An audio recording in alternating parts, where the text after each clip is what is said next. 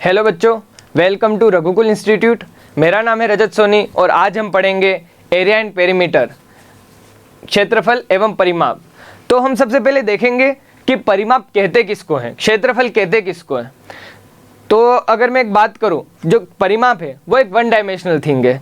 जैसे कि मैं एक लाइन पर चलता हूं, तो ये जो मैं लाइन पर चल रहा हूं, मैं एक दूरी तय कर रहा हूं। तो बेसिकली जो हमारा परिमाप है वो दूरी ही है, ठीक है। जैसे कि एक जो चींटी है वो एक तार पर चल रही है, वो एक दूरी तय कर रही है, ठीक है। मैं एक पेन को सीधी रेखा में उछालता हूँ इसी जगह पर, तो ये एक दूरी तय कर रहा है पेन, ठीक है। तो उसी तरह कोई एक बॉडी है, कोई एक आकृति है, कोई एक शेप है, सपोज एक शेप है, तो हम इसके किसी एक बिंदु से शुरू करते हैं और इस बिंदु से हम इस आकृति की, जो इस शेप की जो बाउंड्री है उस पर चलते रहते हैं, इसकी सीमा पर चलते रहते हैं और वापस से उसी पॉइंट पर आते हैं। इस बीच जो हम दूरी तय करते हैं वो दूरी कहलाती है परिमाप, पेरीमीटर। और अब बात करते हैं क्षेत्रफल की। तो क्षेत्रफल क्या है? ये जो आकृति है, इस भाग में जहाँ जहाँ पर मैं टच कर पाऊंगा वो इसका क्षेत्रफल कहलाएगी। इसके अंदर जहाँ जहाँ भी टच कर पाऊंगा, जैसे कि हम एक ट्रे लेते हैं, उसके अंदर मैं एक साइड से पानी डालता हूँ, तो वो पानी सतह पर जिस जिस जगह जा रहा है वो उस ट्रे का क्षेत्रफल है, उस एक शेप का क्षेत्रफल है वो। जैसे हम खाना लेते हैं, उसमें थाली जब पहुँचते हैं तो जो हाथ अपना जहाँ जहाँ टच हो रहा है वो चीज़ है क्षेत्रफल। तो मेरे ख्याल से सभी बच्चों को ये क्लियर है कि क्षेत्रफल और परिमाप कहते किसको हैं। हम इस चैप्टर में हम पढ़ेंगे कुछ विशेष आकृतियों के परिमाप और क्षेत्रफल के बारे में। कुछ स्पेशल शेप हैं जैसे कि रेक्टेंगल, सर्कल। तो सबसे पहले पढ़ते हैं हम आयत का क्षेत्रफल। आयत कहते किसको है? तो एक इसकी सरल सी डेफिनेशन है कि चार भुजाओं से घिरी बंद आकृति को आयत कहते हैं, जिसका हर एक कोण समकोण होता है और आमने सामने की भुजाएं समान होती है। यहाँ पर मैं एक रेक्टेंगल बनाता हूँ।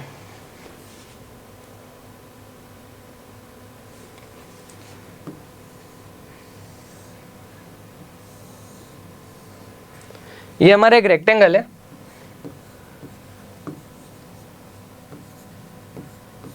इसकी ये जो साइड है वो ए है, ये जो साइड है वो बी है, तो इसकी सामने वाली साइड भी यही हो जाएगी।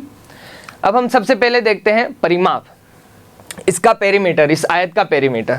तो मैं इस ए पॉइंट से शुरू करता हूँ। परिमाप की जो हमारी डेफिनेशन है उसके अकॉर्डिंग कि हमको इसकी बाउंड्री पर चलना है और जितने हमने दूरी तय करी वो इस आयत का परिमाप कहलाएगी, वो इस आयत का पेरीमीटर कहलाएगी। तो मैं ए से स्टार्ट करता हूँ, ठीक है। तो मैं यहाँ पर जो ए से स्टार्ट कर रहा हूँ और मैं ए से बी तक गया, तो मैं कितना चला? ए डिस्टेंस कवर करी मैंने। अब मैं बी से सी पर जाता हूँ, तब मैंने बी डिस्टेंस कवर करी। सी से डी पर आया, वहाँ पर मैंने फिर से ए डिस्टेंस कवर करी और डी से ए पर गया, तो वहाँ पर मैंने फिर से बी डिस्टेंस कवर करी। तो टोटल मैंने कितना कवर किया? 2 टाइम्स ए प्लस 2 टाइम्स बी। तो जो हमारा आयत का स्टैंडर्ड फॉर्मूला है इसके पेरीमीटर का, परिमाप का, वो हो जाता है हमारा 2 × a + b। ये होता है हमारा आयत का परिमाप। अब हम बात करते हैं इस आयत के क्षेत्रफल की।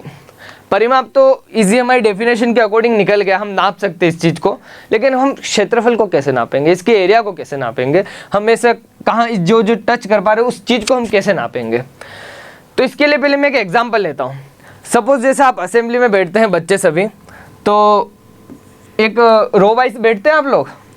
सपोज कि 5 रो हैं और एक पर रो में 8 स्टूडेंट बैठे हुए हैं,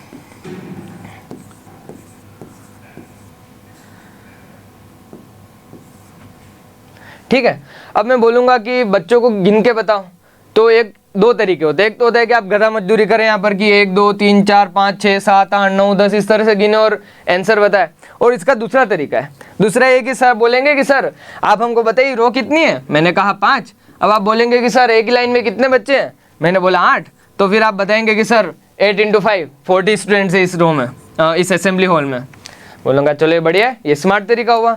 अब जब हम एरिया निकालते हैं, तो जब इस एरिया निकालने की शुरुआत हुई तब ये सबसे आया कि हम इसको नापे कैसे। तब जो गणितज्ञ थे उन्होंने एक चीज़ निकाली। उन्होंने कहा कि ये जो 1/1 की जो एक हिस्सा है इसको बोलेंगे 1 यूनिट एरिया। ठीक है, अब जब मैं इन 1 बाय 1 को एरिया को ऐसे लिख कर रखता हूं मैं यहाँ पे,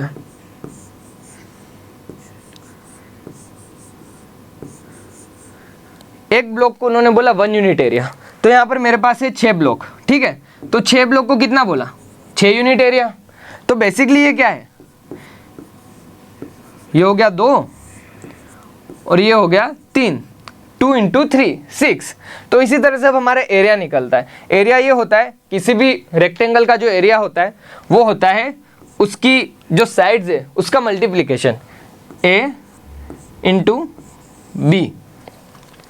ठीक है, तो अब हमने इस यहाँ पर 2 चीज़ें देखी कि आयत का परिमाप पेरीमीटर जो होता है 2 इंटू ए प्लस बी, जहाँ पर ए और बी क्या है, इसकी साइड्स, और दूसरा इसका एरिया ए क्रॉस बी, वो क्या है, वो भी इसकी साइड्स की साइड्स का मल्टीप्लिकेशन। तो हम ये तो जनरली फॉर्मूला सबको याद रहता है कि इसका परिमाप है वो 2 इंटू ए प्लस बी होता है और जो क्षेत्रफल है ए क्रॉस बी होता है। लेकिन आज हमने देखा कि ये आया कहाँ से, ये हमने कहाँ से लाया इस फॉर्मूले को। अब हम बात करते हैं वृत्त की, सर्कल की। तो सबसे पहले सर्कल कहते किसको हैं, तो मैं बोलूँगा कि सर्कल वो आकृति है जब हम किसी एक बिंदु को सेंटर मानते हैं और उससे एक फिक्स डिस्टेंस पर जो भी बिंदु है, सारे बिंदु हैं, उनको जब मिलाते हैं तो जो आकृति बनती है, जो शेप बनता है, उसको हम सर्कल कहते हैं। सपोज मैं यहाँ पर एक डॉट लेता हूँ और उससे फिक्स डिस्टेंस पर जो भी डॉट्स है उनको मिलाता हूँ, तो ये मेरा एक सर्कल बनता है। ठीक है, जो फिक्स डिस्टेंस है, इस सेंटर से फिक्स डिस्टेंस है, इसको मैंने बोला आर, इसकी त्रिज्या, इसका रेडियस। ठीक है, और इसके 2 बिंदुओं को मिलाता हूँ जो सेंटर से होकर जाते हैं, तो वो होता है हमारा 2r, हमारा डायमीटर। ठीक है, अब मैं बोलूँगा कि आप इसका परिमाप निकालिए। ठीक है, वहाँ पर तो आप चल लिए क्योंकि आपके पास साइड्स थी, लेकिन अब इसका पेरीमीटर कैसे निकालेंगे, यहाँ से ये पूरा अपन को निकालना है, तब आप कैसे निकालेंगे। तो इसका एक तरीका हो सकता है कि आपने यहाँ पर एक धागा लिया, इसके चारों ओर रख दिया, ठीक है, और उस धागे को फिर निकाल कर उसका नाप कर लिया। ठीक है, अब यही बेसिक मेथड है, उसके सिवाय कुछ स्टार्टिंग में तो कुछ आ नहीं रहा था लोगों के पास भी, उन्होंने ये निकाला। जब इस तरह से उन्होंने बहुत सारे सर्कल के एक जो सर्कल थे उन सब के पेरीमीटर निकाले, परिमाप निकाला, परिधिका निकाली, तो उन्होंने एक अच्छी ऑब्जर्वेशन उनके पास है, एक अलग सी ऑब्जर्वेशन है। उन्होंने देखा कि ये जो सर्कमफेरेंस है, जो इसकी परिधि है और जो इसका डायमीटर है, उसका जो रेशियो है ना, वो एक फिक्स्ड नंबर आ रहा था। परिमाप निकालना हमने देखा कि ये इस तरह से निकलेगा। ठीक है, तो धागा रख के हमने निकाला। अब उन्होंने देखा जो इसका रेशियो है वो एक फिक्स नंबर आ रहा है, और वो जो नंबर था ना, वो था पाई। यहाँ से हुई थी पाई की उत्पत्ति। यहाँ से ये जो पाई है वो पिक्चर में आया था, मैथ्स की पिक्चर में पहली बार यहाँ से आया था। तो अब हम इसका फॉर्मूला देखते हैं, जो सर्कमफेरेंस है, वो सर्कमफेरेंस यही हमको निकालना है परिमाप। डी को मैं क्या लिख सकता हूँ, 2 times r is equals to pi. तो हमारा जो सर्कमफेरेंस का फॉर्मूला आया 2 पाई आर, परिधि का क्या फॉर्मूला आया हमारा 2 पाई आर। इस तरह से आया हमारा सर्कल की सर्कमफेरेंस। अब हम बात करते हैं इसके एरिया की। ठीक है, जब एरिया की बात करी तो फिर से कि अब इसका एरिया निकाला कैसे जाए, तो इसके लिए उन्होंने सोचा, जैसे कि एक सर्कल है, आप पिज्ज़ा वगैरह खाते हैं, इसको एक पिज्ज़ा मानिए। अब पिज्ज़ा कट कैसे होता है, कुछ इस तरह से ही काटते हैं पिज्ज़ा को, डोमिनोज, पिज्ज़ा हट, सब तरफ इसी तरह से कट होता है पिज्ज़ा। अब मैं क्या करता हूँ, ये कितनी स्लाइस है इसमें, ये 8 स्लाइस है इसकी। ठीक है, मैं इस स्लाइस को इस तरह से जमाता हूँ, कुछ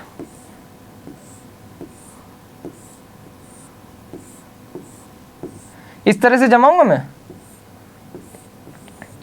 तो ये कुछ रफली ऐसी कुछ शेप बन रहा है।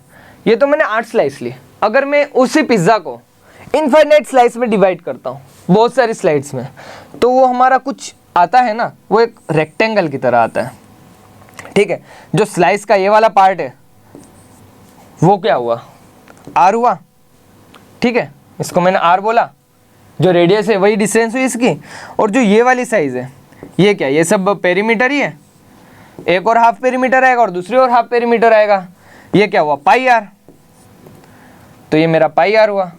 अब हम रेक्टेंगल का एरिया निकालना तो हमको आता ही है, वो क्या होता है, दोनों साइड का मल्टीप्लिकेशन पाई r इंटू r, तो यहाँ पर हमारा फॉर्मूला क्या बन जाता है, पाई r स्क्वायर। तो वृत्त का क्षेत्रफल क्या हुआ, पाई r स्क्वायर। तो यहाँ पर हमने पढ़ा कि जो वृत्त का परिमाप है, पेरीमीटर है, परिधि है, वो है 2 पाई r, और जो वृत्त का क्षेत्रफल होता है, एरिया, वो होता है पाई r स्क्वायर। अभी हम आगे और भी बहुत सारी चीज़ें हैं, जैसे वक्र पृष्ठ का क्षेत्रफल, बेलन वगैरह के, सिलेंडर वगैरह हम पढ़ेंगे, हम क्यूब वगैरह भी पढ़ेंगे। ठीक है, अभी के लिए इतना ही। Thank you so much.